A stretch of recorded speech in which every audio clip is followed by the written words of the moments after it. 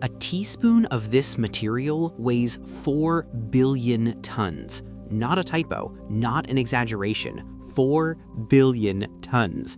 1 teaspoon. The same volume as the sugar you put in your coffee this morning weighs more than every human being on Earth combined, multiplied by 10,000. And it's spinning at 43,000 revolutions per second while generating magnetic fields 1 trillion times stronger than any magnet we've ever built. Welcome to the most extreme objects in the known universe. These objects shouldn't exist according to everything we thought we knew about matter. They violate every intuition you have about how physics works. There's cities made of atomic nuclei crushed so tightly that atoms themselves cease to exist. They're the remnants of stellar explosions so violent they outshine entire galaxies for weeks. And here's what keeps astrophysicists awake at night. We still don't know what's actually inside them. The mathematics break down. Our best theories contradict each other. We're forced to peer into the most extreme laboratory nature has ever created, where the rules of reality itself are rewritten. Before we go deeper, I want you to think about this question, and we'll return to it at the end. If you could compress all of Earth to the size of a marble, what do you think would happen? Would it explode? Would it become a black hole? Or would it become something else entirely? Drop your answer in the comments. The truth is stranger than you imagine. Today, we're diving into neutron stars. Not just any cosmic object, but the most extreme form of matter that can exist without collapsing into a black hole. These are stellar corpses with the mass of the sun compressed into a sphere the size of Manhattan. They're cosmic lighthouses beaming radiation across the galaxy. They're particle accelerators more powerful than anything we could ever build. They're laboratories where space and time themselves become twisted into shapes that defy comprehension. And here's your first interactive question. How many neutron stars do you think exist in our Milky Way galaxy alone? 10,000? A million? 10 million? Think about it. We'll reveal the answer and why it matters in about 20 minutes. Here's what we're going to discover together over the next hour and a half. We'll witness the violent birth of these objects in supernova explosions powerful enough to forge every atom heavier than iron in your body. We'll explore the bizarre physics at their surface, where gravity is so strong that light itself gets trapped in orbit. We'll journey to their cores, where matter exists in states that have never been replicated in any laboratory on Earth. The story of neutron stars begins not with a telescope, but with a theoretical prediction that seemed too bizarre to be real. In 1932, James Chadwick at Cambridge University discovered the neutron, a particle with no electric charge, approximately the same mass as a proton. Just 2 years later, in 1934, 2 astronomers at Caltech named Walter Bade and Fritz Zwicky made an audacious proposal. They suggested that when massive stars explode in supernovae, they might leave behind a remnant composed entirely of neutrons, compressed to unimaginable densities. The scientific community largely ignored them. The idea seemed ridiculous. How could matter possibly be compressed to such extreme densities? Wouldn't it just collapse completely? The mathematics existed, but the physics seemed impossible. For 3 decades, neutron stars remained theoretical curiosities, mathematical solutions looking for a physical reality. Then came November 28, 1967. Jocelyn Bell Burnell, a 24-year-old graduate student at Cambridge University, was analyzing radio telescope data from a new observatory specifically designed to study quasars and other distant radio sources. She noticed something peculiar, a signal that pulsed with extraordinary regularity every 1.3373 seconds, precise by within microseconds. At first, the team jokingly called it LGM-1 for Little Green Men. Was it an alien beacon? But Burnell soon discovered 3 more pulsing sources scattered across different parts of the sky. Natural phenomena, not extraterrestrial intelligence. The question became, what natural object could pulse with such perfect regularity?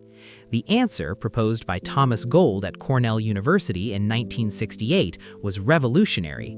These were rotating neutron stars, beaming radiation from their magnetic poles like cosmic lighthouses. As the star spins, the beam sweeps across Earth, and we observe a pulse. They called them pulsars. The first pulsar Bernal discovered, now designated PSR B1919+21, rotates 1.337 times per second, but that was just the beginning. In 1982, astronomers discovered PSR 1937+21, spinning at 642 times per second. In 2006, they found PSR J17482446 AD, rotating at an astonishing 716 times per second. That's 43,000. 5 independent lines of observation all point to the same conclusion. Neutron stars are real, and they're exactly as extreme as the theory predicts. Evidence number 1. The rotation rates. The fastest spinning pulsar, PSR J1748-2446 AD, discovered by Jason Hessels and colleagues in 2006, rotates at 716 Hz. To put this in perspective, a neutron star with a radius of 16 kilometers spinning at this rate has surface velocities approaching 70,000 kilometers per second, nearly 1/4 the speed of light. This observation places a hard limit on how large neutron stars can be. If they were any bigger, centrifugal force would overcome gravity and tear them apart. The fact that we observe such rapid rotation tells us these objects must be extraordinarily compact and held together by gravity more powerful than anything else in the universe except black holes. Evidence number 2, the X-ray spectra. When the Chandra X-ray Observatory and XMM Newton Space Telescope examine isolated neutron stars, they detect thermal X-ray emission with temperatures between 500,000 and several million degrees Kelvin. These temperatures are exactly what you'd expect from the surface of an object with a neutron star's density, cooling over thousands to millions of years. In 2002, a team led by Jeremy Drake at Harvard-Smithsonian Center for Astrophysics observed a neutron star designated RxJ1856-3754, located about 400 light-years away. The X-ray spectrum allowed them to estimate a surface temperature of approximately 700,000 Kelvin and constrain the star's radius to somewhere between 10 and 14 kilometers. The mass? Approximately 1.4 solar masses. Evidence number 3, the binary orbit measurements. Some of the most precise measurements of neutron star masses come from binary systems, 2 stars orbiting each other. By applying Kepler's laws and measuring the orbital periods and velocities using radio timing, astronomers can calculate the masses with extraordinary precision. The Hulse-Taylor binary pulsar, discovered by Russell Hulse and Joseph Taylor in 1974, consists of 2 neutron stars orbiting each other every 7.75 hours. Decades of precise timing measurements have determined their masses, 1.4408 solar masses and 1.3873 solar masses, with uncertainties less than 0.001 solar masses. This system also provided the first indirect detection of gravitational waves. As predicted by Einstein's general relativity, 2 massive objects orbiting each other should emit gravitational radiation, losing energy and gradually spiraling inward. Taylor and Hulse measured the orbital decay over 30 years and found it matched Einstein's predictions to within 0.2%. They won the Nobel Prize in Physics in 1993. Evidence number 4, the gravitational wave detections. On August 17, 2017, the LIGO and Virgo. To understand the mystery at the heart of neutron stars, you need to understand the concept of the equation of state, the relationship between pressure and density for a given form of matter. For normal matter, this relationship is well understood. For water, air, steel, we know exactly how they behave under pressure. We can predict it, measure it, verify it in laboratories. But neutron star matter exists at densities we cannot replicate on Earth. The Large Hadron Collider, the most powerful particle accelerator ever built, can briefly create densities comparable to neutron star matter in tiny volumes lasting nanoseconds. But we can't study it. We can't measure its properties. We can't determine its equation of state directly. This is where neutron stars become more than astronomical curiosities. They become laboratories for nuclear physics. The outer crust, extending from the surface to a depth of about 1 kilometer, consists of atomic nuclei arranged in a solid lattice surrounded by a degenerate electron gas. At the surface, these nuclei are iron-56, the most stable nucleus. As you go deeper and pressure increases, the nuclei become more neutron-rich. Iron gives way to krypton, then selenium, then elements that don't exist in nature. Below about 1 kilometer depth, the density reaches 4 × 10 to the 11th grams per cubic centimeter, the point where atomic nuclei touch each other. This is called the neutron drip point.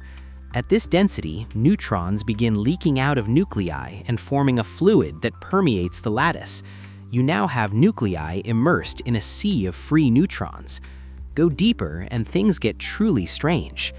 Between 1 and 2 kilometers depth, at densities around 10 to the 14th grams per cubic centimeter, nuclear matter undergoes a series of exotic phase transitions. The nuclei, under crushing pressure, deform into increasingly bizarre shapes. In 2002, theoretical physicists Charles Horowitz, Michael Berger, and Jorge Pikarevich published calculations predicting these nuclear postaphases. At certain depths, nuclei might form long cylindrical rods, spaghetti. At higher densities, they might form flat slabs, lasagna. At even higher densities, the geometry inverts. You get cylindrical holes in nuclear matter, penne pasta, or spherical bubbles, Swiss cheese.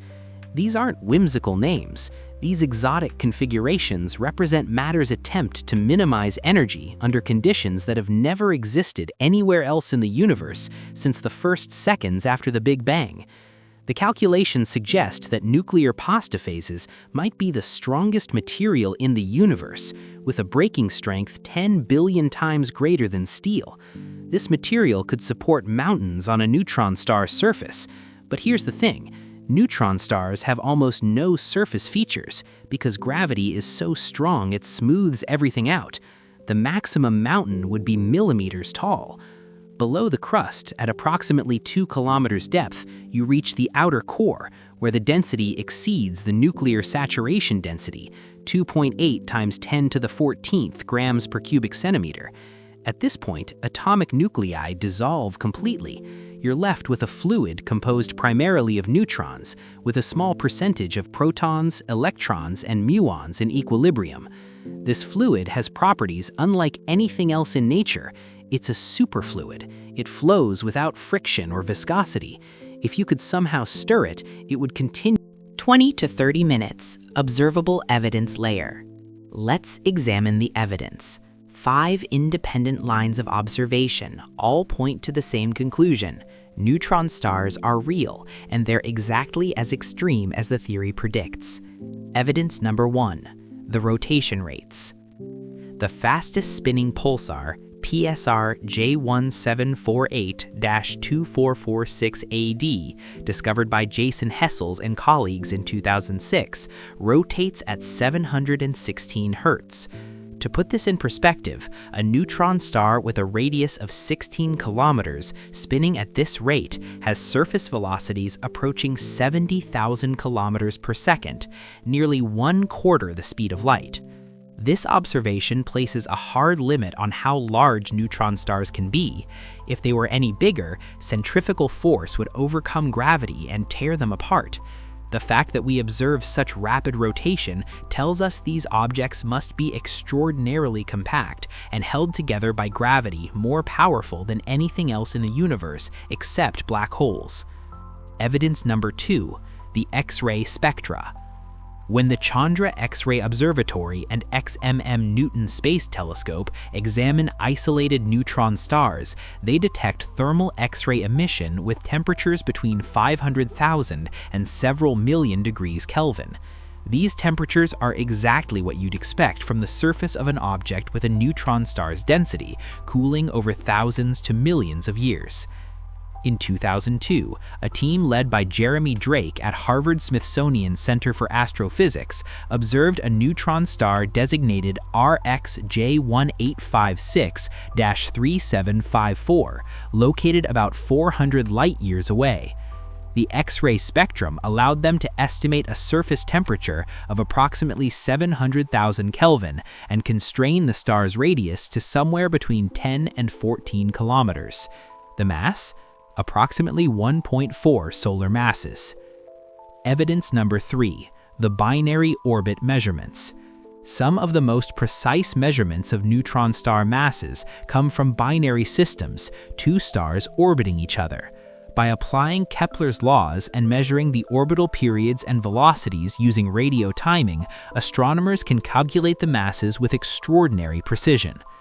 The Hulse-Taylor binary pulsar, discovered by Russell Hulse and Joseph Taylor in 1974, consists of two neutron stars orbiting each other every 7.75 hours.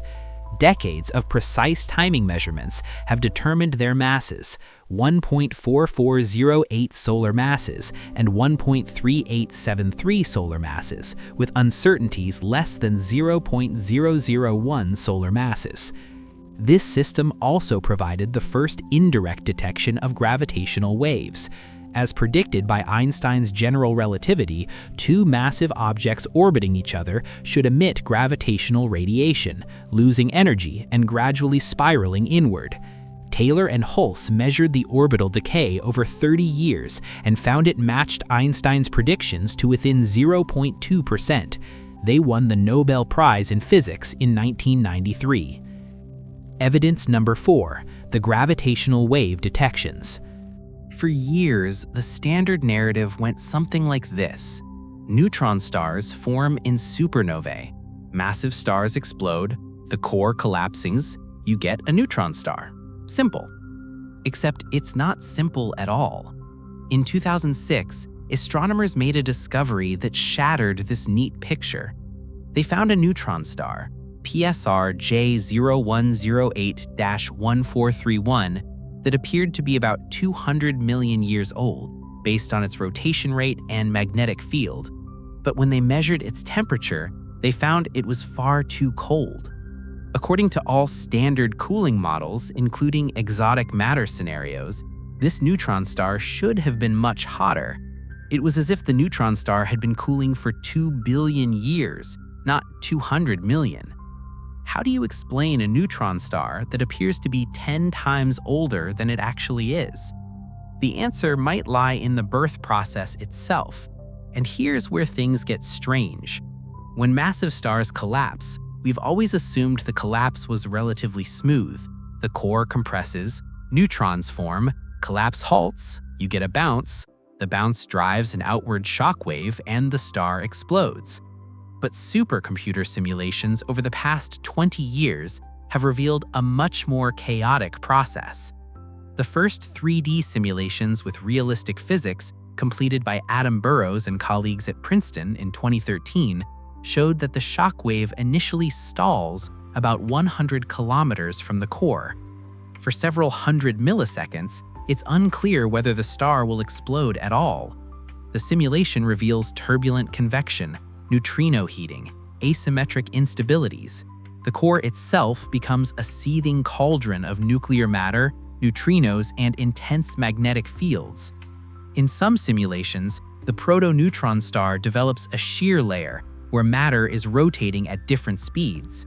This shear can generate magnetic fields through a dynamo mechanism, and these fields can reach magnetar strength within seconds of formation.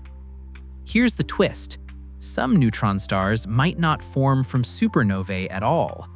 In 2019, a team led by Kenichi Nomoto at the University of Tokyo proposed that some massive stars might undergo failed supernovae. The core collapses, forms a proto-neutron star, but the explosion never fully develops. Instead, the outer envelope of the star falls back onto the core. The result? A neutron star with 2 to 2.5 solar masses, born quietly without a bright supernova. These direct collapse neutron stars might explain the population of isolated massive neutron stars we observe. But there's an even stranger possibility. What if some neutron stars are much, much older than we think? The standard model of the universe suggests stars have been forming, living, and dying for about 13.8 billion years. The first stars, population 3 stars, composed purely of hydrogen and helium, formed within the first few hundred million years after the Big Bang. Some of these were incredibly massive, perhaps 100 or even 200 times the Sun's mass. When they exploded, they should have formed either massive neutron stars or black holes. But here's the thing. We've never definitively identified a neutron star formed from a population 3 supernova. Where are they? They would be ancient, cold, nearly invisible, emitting almost no radiation after billions of years of cooling. They might be scattered throughout the galaxy, dark remnants of the universe's first generation of stars, completely undetectable except via gravitational lensing or if matter happens to fall on them. In 2017, researchers using gravitational microlensing data from the Optical Gravitational Lensing Project and the MOA project identified several compact objects in the galactic bulge that might be ancient neutron stars. The masses were consistent, 1 to 1.5 solar masses, but they emitted no electromagnetic radiation whatsoever. Could there be a vast population of ancient, cold neutron stars permeating the Milky Way? A dark component of the galaxy we've never properly accounted for. But wait, there's one more twist. In 2020, a team analyzing data from the Fermi Gamma Ray Space Telescope discovered something unprecedented. A neutron star located in the globular cluster Terrazon 5 that appeared to be a black widow pulsar, a rapidly spinning neutron star that's gradually evaporating its companion star with radiation. The weird part? The companion wasn't a normal star. It was another neutron star. This system is gradually transitioning from a double neutron star binary to a system with one neutron star and a cloud of evaporating matter. In a billion years, it might be a solitary millisecond pulsar with no companion at all. The system challenges everything we thought we knew about binary stellar evolution. And here's why this matters. The population of neutron stars in the galaxy might be completely different than we've assumed. Some might be primordial remnants, some might be failed supernovae, some might be the eroded remains of former binary systems. So yes, we understand a lot about neutron stars. We know their masses, their sizes, their temperatures, their rotation rates. But we don't know how many exist, how all of them formed, how old the oldest ones are, or what happens inside them. And now, we're going to make the mystery even deeper. Let's talk about what happens when neutron stars collide. On that morning in August 2017, when gravitational wave detectors captured GW 170818, they recorded 100 seconds of in-spiral as two neutron stars spiraled toward each other at increasing speeds, then merged. The question everyone wanted answered: what happened at the moment of collision? When two neutron stars collide, the combined mass exceeds the maximum stable mass for a single neutron star. The merged object should immediately collapse into a black hole. But the observations suggested something else. Something lasted for about 1 to 2 seconds before collapse. This temporary object is called a hypermassive neutron star, and it shouldn't be able to exist. Here's why it doesn't immediately collapse. Rotation. The merged remnant is spinning hundreds of times per second, and centrifugal force provides additional support against gravity. But it's radiating away energy through gravitational waves and neutrinos, slowing down. Once the rotation rate drops below a critical threshold, collapse is inevitable. During that 1 or 2 seconds of existence, something extraordinary happens. The hypermassive neutron star is incredibly hot, temperatures reaching trillions of degrees. The outer layers are ejected at 20 to 30% the speed of light. This ejecta is seeded with free neutrons, and as it expands and cools, the neutrons are captured by atomic nuclei in a process called the R process, rapid neutron capture. This is how nature makes gold, and platinum, and uranium, and every element heavier than iron that doesn't form in normal stellar fusion. The R process requires free neutrons at enormous densities, and there's only one place in the modern universe where that happens: neutron star mergers. The kilonova following GW 170818 was observed by 70 telescopes across the electromagnetic spectrum.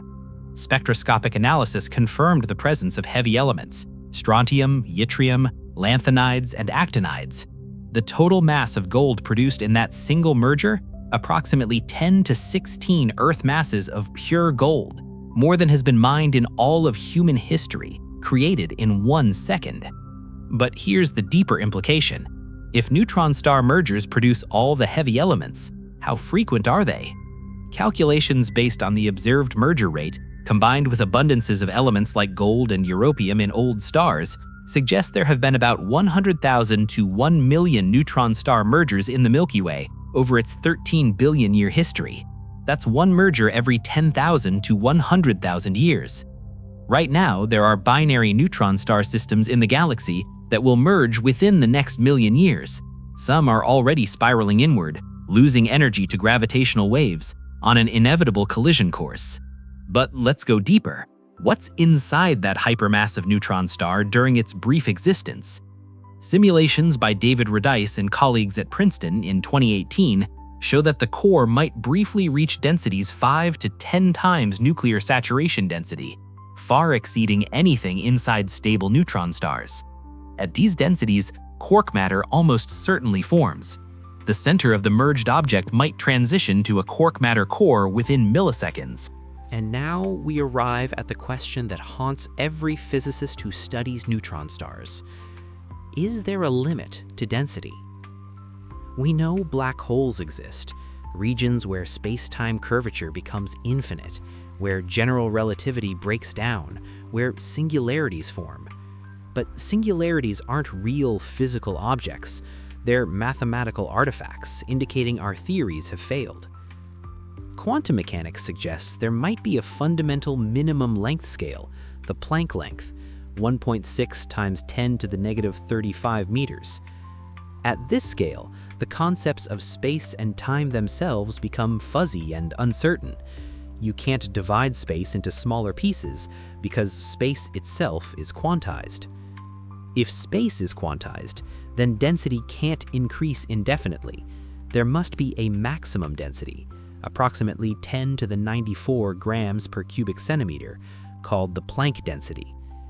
At the Planck density, a teaspoon of matter would contain more mass than the observable universe. Neutron stars reach 10 to the 15 grams per cubic centimeter. Black holes exceed 10 to the 94. There are 79 orders of magnitude between them, 79 factors of 10, a gulf of density we cannot explore or understand with current physics. What exists in that gulf? Some theorists propose quark stars, then preon stars if quarks are made of smaller particles, then ultimately Planck scale matter. Others suggest that novel quantum gravitational effects create exotic structures, gravastars, fuzzballs, or other objects that avoid singularity formation. We don't know. We can't know with current technology and current. Let's bring together everything we know and confront the implications. We know neutron stars exist. We know their masses cluster around 1.4 solar masses, with some exceeding 2.0. We know their radii are approximately 20 to 25 kilometers. We know they rotate up to hundreds of times per second. We know they possess magnetic fields 1 trillion times stronger than Earth's. We know they cool over millions of years. We know they merge occasionally, producing gravitational waves, kilonovae, and heavy elements. We know that gravitational wave observations constrain their equation of state. What we don't know, what we fundamentally don't know, is the nature of matter at densities above 2 to 3 times nuclear saturation density. This isn't just an academic question. This is one of the most profound mysteries in physics because it connects nuclear physics, particle physics, general relativity, and quantum mechanics in a regime where all of these theories must work together. Let me put this in perspective. We understand matter pretty well across an enormous range of densities. We understand gases at 10 to the minus 6 grams per cubic centimeter. We understand liquids at 1 gram per cubic centimeter. We understand white dwarf matter at 10 to the 6th grams per cubic centimeter.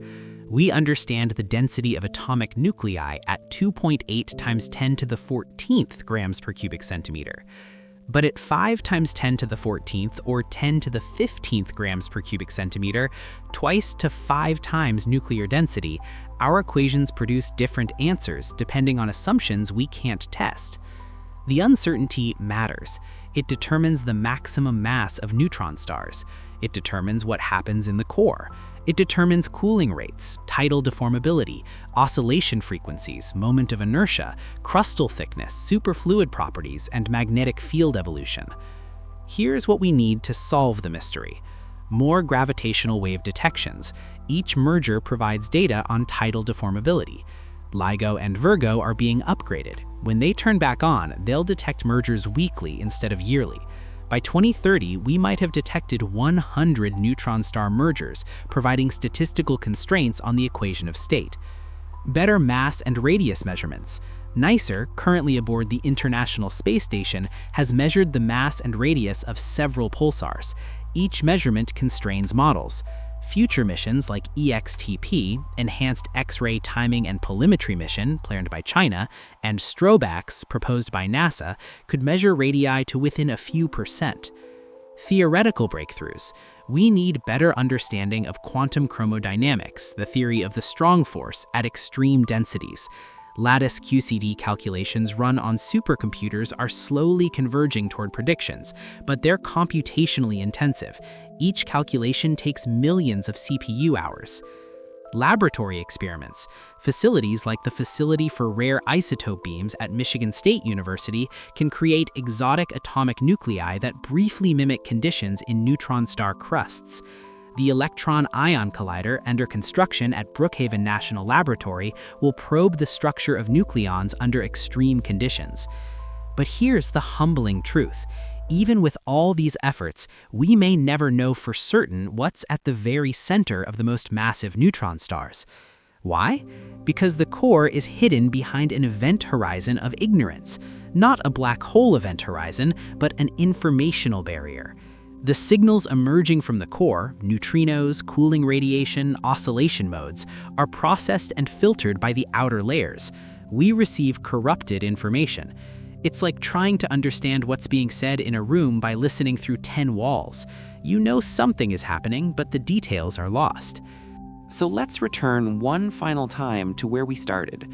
A teaspoon of neutron star matter weighs 4 billion tons. It's spinning at 43,000 revolutions per minute. It's wrapped in magnetic fields that warp space-time itself. It's radiating energy across the entire electromagnetic spectrum. It's cooling via neutrino emission from a superfluid core. It's the remnant of a stellar explosion that seeded the cosmos with every heavy element in your body. And we still don't know what's inside. But here's what I want you to understand. This isn't a failure of science. This is science at its most profound. We've pushed observation and theory to their absolute limits. We've built gravitational wave detectors that can measure distortions in space-time smaller than a proton. We've launched X-ray telescopes that can measure the shapes of neutron stars from their thermal emission. We've constructed supercomputers that simulate nuclear matter at densities that existed only in the first microseconds after the Big Bang. And yet, the mystery remains. That mystery is a gift. It's a reminder that the universe is stranger, deeper, more complex than we've yet imagined. It's an invitation to the next generation of scientists to peer deeper, to measure more precisely, to think more creatively. Somewhere in the galaxy right now, two neutron stars are spiraling toward each other, months or years away from merger. When they collide, gravitational waves will ripple through space-time, carrying information about the nature of matter at the edge of what physics allows. Somewhere in the galaxy right now, a massive star is burning through its final fuel, destined to explode within the next million years.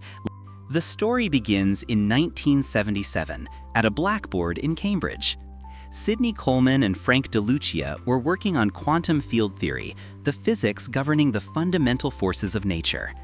They were investigating whether the vacuum of space, thought to be the lowest energy state possible, could actually be something else, something temporary. What they discovered would haunt physics for decades. Coleman and DeLucia found that quantum mechanics permits something extraordinary. The vacuum of space could exist in multiple energy states.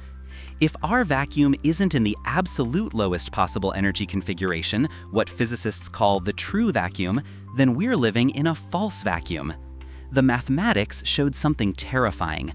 A false vacuum is metastable.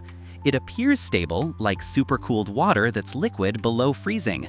But introduce the right catalyst, and everything changes instantly. Coleman and DeLucia calculated the process in detail. First, a tiny bubble of true vacuum forms through quantum tunneling. This bubble could be smaller than an atomic nucleus. Inside this bubble, the laws of physics are different. Particle masses change, force strengths alter. The fundamental constants that govern chemistry, nuclear physics, and gravity shift to new values.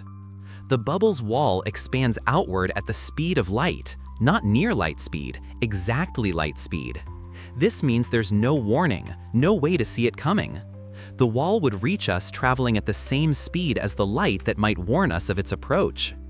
As the wall passes, it converts false vacuum to true vacuum. Every atom it touches gets restructured. Electrons, quarks, the forces binding them together, everything changes according to the new physical laws. The energy difference between false and true vacuum gets released. Coleman calculated this energy release could be enormous, enough to essentially vaporize matter as the transition wave passes. Now we venture into territory where observation meets theory in unexpected ways. In 2015, researchers at Harvard discovered something troubling about the Higgs field's behavior at high energies. They calculated how the Higgs self-coupling, the way the Higgs field interacts with itself, changes as energy increases. Below energies of about 10 to the 10 GeV, the Higgs self-coupling is positive. This creates the shallow valley where our vacuum sits. But as you increase energy, quantum corrections start to matter. Virtual particles popping in and out of existence affect the field's behavior. Around 10 to the 11 GeV, the Higgs self-coupling turns negative. The valley becomes a hilltop. At these energies, the Higgs field strongly prefers to roll downhill toward a different value, the true vacuum value. This means that if you could somehow give the Higgs field enough energy to reach this scale, it would immediately begin rolling toward the true vacuum, not through quantum tunneling, but through classical motion over the energy barrier. The most disturbing evidence comes from but this represents just one piece of a much larger puzzle. In 2014, physicists at the University of Southern Denmark calculated the rate of vacuum decay for our universe. They found that given the measured Higgs mass, a vacuum decay bubble could form spontaneously somewhere in our observable universe with a probability of about 1 chance in 10 to the 100 years. To put that in perspective, the universe is currently 13.8 billion years old, about 10 to the 10 years. The timescale for vacuum decay is 10 to the 90 times longer than the current age of the universe. This sounds safe, except for one crucial detail: we're not alone in the universe, and we're not passive observers. High-energy events, cosmic ray collisions, black hole mergers, the Big Bang itself, could potentially trigger vacuum decay. Not by providing energy to roll over the barrier, but by creating conditions where quantum tunneling becomes more likely. The most remarkable discovery involves the first real evidence came on July 4, 2012. CERN's Large Hadron Collider announced the discovery of the Higgs boson, the quantum excitation of the Higgs field that permeates all space. Teams at the ATLAS and CMS detectors had been smashing protons together at energies of 8 trillion electron volts, and they found it, a new particle with a mass of approximately 125 billion electron volts. This mass measurement was precise, 125.1 GeV with an uncertainty of just 0.2 GeV.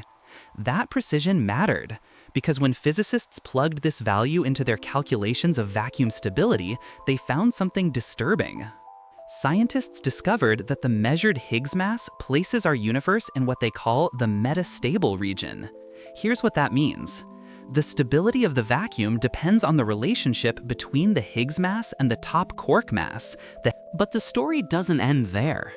Over trillions of years, even gravity-bound structures begin to feel dark energy's pull. Computer simulations run by researchers at the University of Michigan and elsewhere show that dark energy will eventually overwhelm the gravitational binding of galaxy clusters, then individual galaxies, scattering their stars into the void. In approximately 100 trillion years, star formation ceases. The last stars exhaust their fuel and die. The universe goes dark, lit only by the fading embers of white dwarfs cooling to black. In 10 to the 20 years, 100 quintillion years, even tightly bound structures like solar systems may be torn apart if dark energy strengthens over time. If dark energy truly is the cosmological constant, the universe approaches what physicists call de Sitter space, an exponentially expanding void with a temperature approaching absolute zero. Quantum fluctuations create a faint, but scientists aren't accepting this fate without investigation. The Nancy Grace Roman Space Telescope, scheduled to launch in the mid-2020s, will survey hundreds of millions of galaxies to map dark energy's influence with unprecedented precision. Its measurements could reveal whether dark energy is truly constant or evolving over cosmic time. The Vera C. Rubin Observatory in Chile will photograph the entire visible sky every few nights, tracking transient events and measuring cosmic structure formation to constrain dark energy models further. The European Space Agency's Euclid mission, launched in 2023, is mapping the geometry and structure of the universe across 10 billion years of cosmic history. Its data may finally determine whether we need to modify general relativity or if dark energy really is Einstein's cosmological constant. Recent breakthroughs in gravitational. The most profound implications emerge when we consider what dark energy reveals about time itself. In a universe without dark energy, time is, in some sense, infinite. Stars form, burn out, and are recycled. Black holes evaporate, but quantum fluctuations could theoretically create new structures. The universe might persist in some form indefinitely. But dark energy changes everything. In an accelerating universe, there's a fundamental asymmetry between past and future. The past contained more information, more structure, more opportunity for complexity. The future contains less. The arrow of time points not just toward increasing entropy, but toward increasing isolation and emptiness. Consider this: information itself may have an expiration date. Right now, light from distant galaxies carries information about The evidence suggests several potential fates for our universe, depending on dark energy's true nature. If dark energy is precisely the cosmological constant, W equals -1, we face the heat death scenario. The universe expands forever, approaching maximum entropy and minimum temperature. Structure dissolves, stars die, black holes evaporate. Eventually, nothing happens anywhere ever again. This is the scientific consensus based on current observations. If dark energy weakens over time, what physicists call quintessence with W greater than -1, expansion might slow enough for gravity to maintain galaxy clusters indefinitely. The universe still goes dark as stars exhaust their fuel, but gravitationally bound structures survive. This scenario preserves islands of matter in an otherwise empty cosmos. If dark energy strengthens, phantom energy, with W less than -1, we face the Big Rip. About 22 billion years from now, dark energy tears apart galaxy clusters. A few months before the end, galaxies. So what does this mean for humanity? In the short term, meaning the next several billion years, nothing changes. The sun will exhaust its fuel and become a red giant in about 5 billion years, long before dark energy affects our local gravitational environment.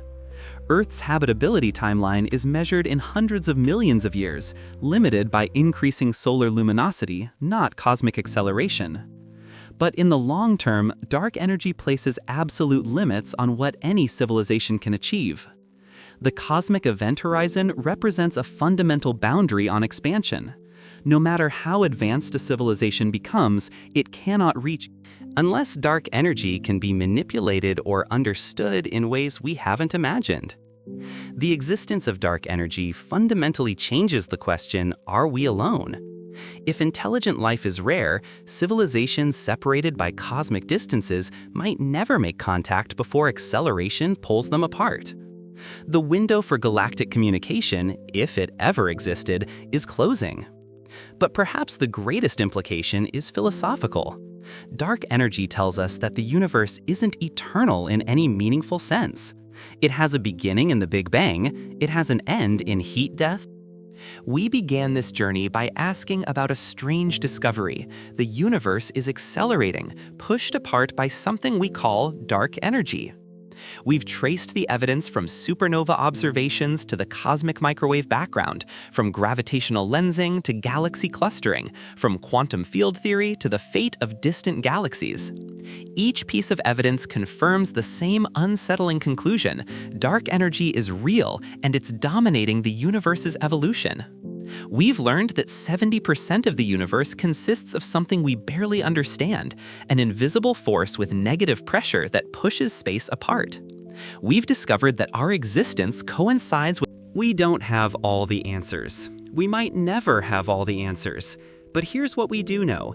The universe is vast beyond human comprehension, operating on timescales that dwarf our entire evolutionary history.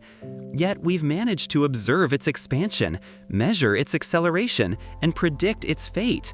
We've looked billions of years into the past and projected trillions of years into the future. That's extraordinary.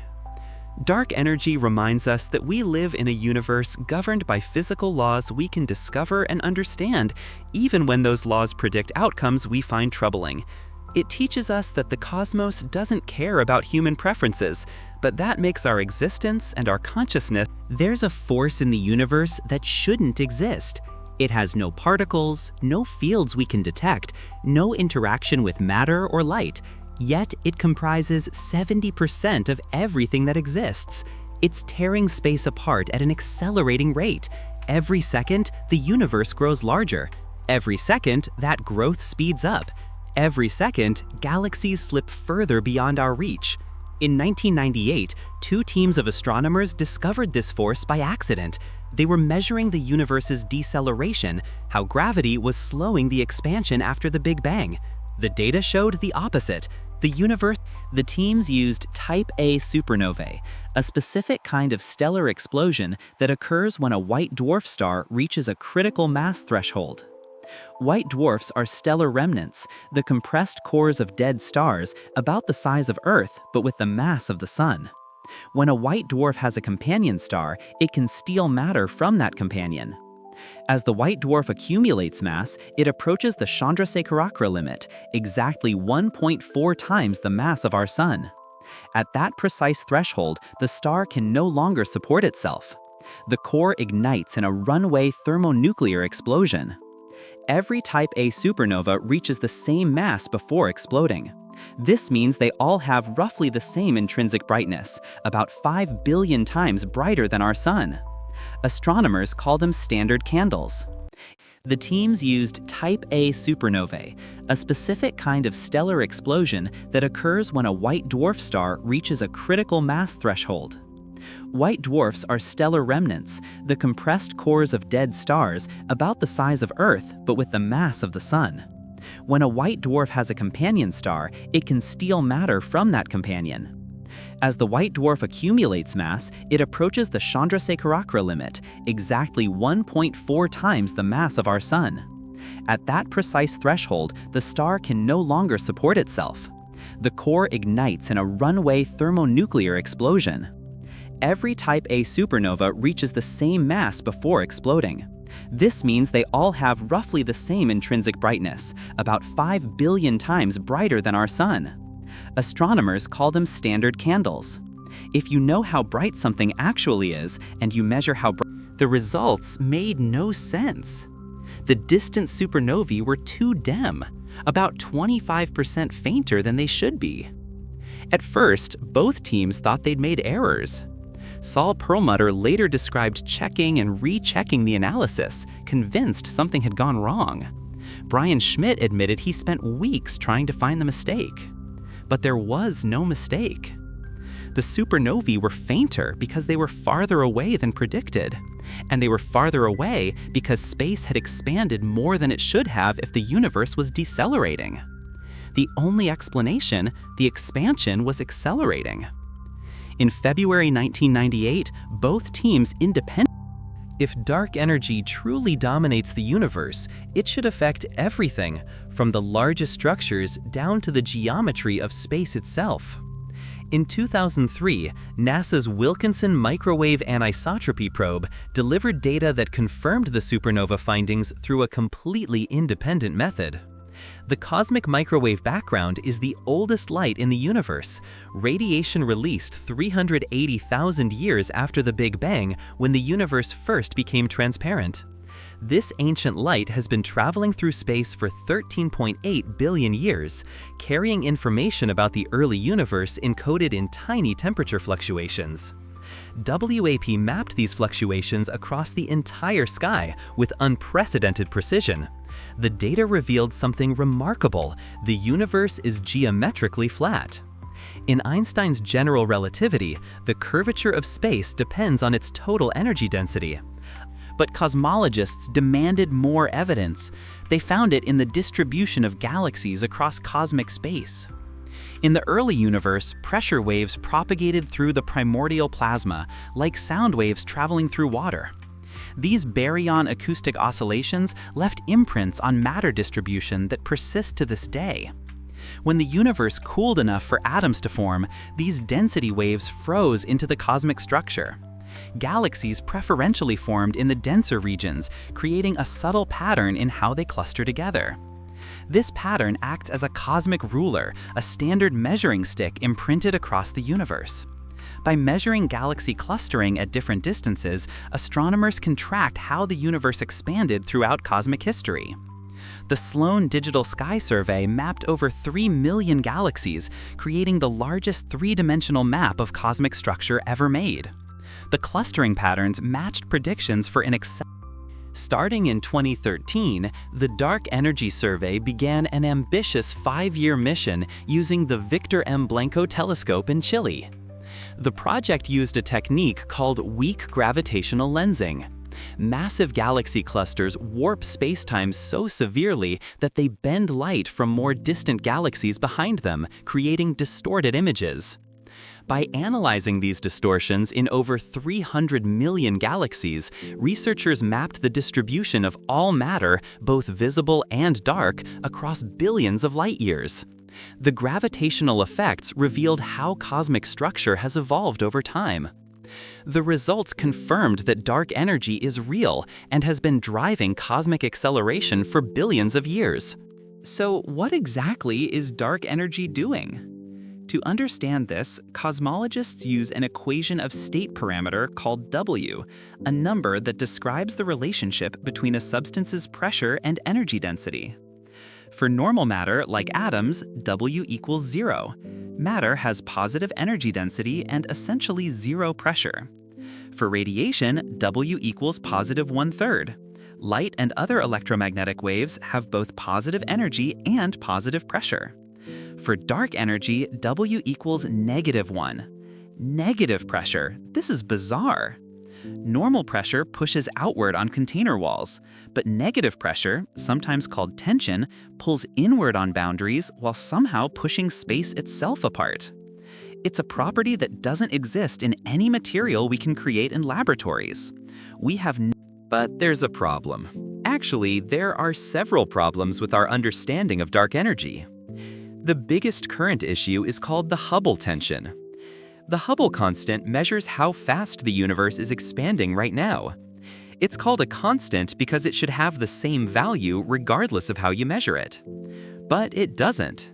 When astronomers measure the Hubble constant using observations of the early universe, specifically the cosmic microwave background, they get a value around 67 kilometers per second per megaparsec. When they measure it using local distance indicators, supernovae, variable stars, and other nearby objects, they get a value around 73. That's nearly a 10% difference. In precision cosmology, this discrepancy is massive. At first, scientists assumed one method had systematic errors, but years of... The strangest aspect of dark energy is that Einstein predicted it and then rejected it over a century ago. In 1917, Albert Einstein was developing his general theory of relativity, a revolutionary description of gravity as the curvature of spacetime. But when he applied his equations to the entire universe, he encountered a problem. The equations predicted the universe should be either expanding or contracting. It couldn't remain static. At the time, everyone believed the universe was eternal and unchanging. So, Einstein added a term to his equations, the cosmological constant, represented by the Greek letter lambda. This constant created a repulsive force that exactly balanced gravity, allowing a static universe. It was purely a mathematical fix, introduced. If dark energy is the cosmological constant, quantum field theory should be able to calculate its value. According to quantum mechanics, empty space isn't actually empty. It seethes with quantum fluctuations, virtual particles constantly appearing and disappearing on timescales too brief to violate energy conservation. These fluctuations contribute energy to the vacuum, and in general relativity, energy curves spacetime. The quantum vacuum should produce something that looks like the cosmological constant. So physicists calculated how much vacuum energy quantum field theory predicts. The answer? Approximately 10 to the 120 times larger than the observed dark energy density. That's not a typo, 120 orders of magnitude. If the universe actually contained this much vacuum energy, space would expand so violently that atoms couldn't form, stars and galaxies would be impossible, the universe would be ripped apart almost instantly. This is called the cosmological constant. Not all physicists accept dark energy as fundamental. Several alternative theories attempt to explain cosmic acceleration without invoking mysterious negative pressure substances. Modified gravity theories suggest Einstein's general relativity breaks down on cosmic scales. Perhaps gravity weakens over enormous distances, creating the illusion of acceleration without requiring dark energy. The DGP model, proposed by Gia Duvali, Gregory Dubatadze, and Massimo Parati, suggests our four-dimensional universe is embedded in a five-dimensional space. Gravity can leak into this fifth dimension over cosmic distances, weakening its pull and mimicking the effects of dark energy. Quintessence theories propose that dark energy isn't constant but evolves over time, a dynamic field that varies across cosmic history. Unlike the cosmological constant, if dark energy is real and constant, what does it mean for the universe's future? The answer is genuinely disturbing. Right now, we can observe galaxies roughly 46 billion light-years away, the edge of the observable universe. But as space continues to expand and acceleration continues, something strange happens. Distant galaxies cross a cosmic event horizon, a boundary beyond which their light can never reach us, no matter how long we wait. Think of it as a cosmic treadmill. Light from these galaxies travels toward us, but space expands faster than the light can cross it. The photons make no progress, eventually redshifting into invisibility. This is already happening to the most distant galaxies. In approximately 100 billion years, every galaxy beyond our local group, our immediate gravitation. If dark energy remains constant, the universe approaches what physicists call heat death. Over trillions of years, star formation ceases as gas is exhausted. The last stars burn out. The universe goes dark, lit only by cooling white dwarfs and fading red dwarfs. Over 10 to the 20 years, 100 quintillion years, even planetary systems may be disrupted by gravitational perturbations. Planets are ejected into interstellar space or fall into stellar remnants. Black holes become the dominant objects, but even they aren't eternal. Through Hawking radiation, black holes slowly evaporate. Supermassive black holes take a... But there's another possibility, potentially more terrifying. Recent measurements hint that dark energy's equation of state might be slightly less than -1. If confirmed, this would indicate phantom energy, dark energy that strengthens over time.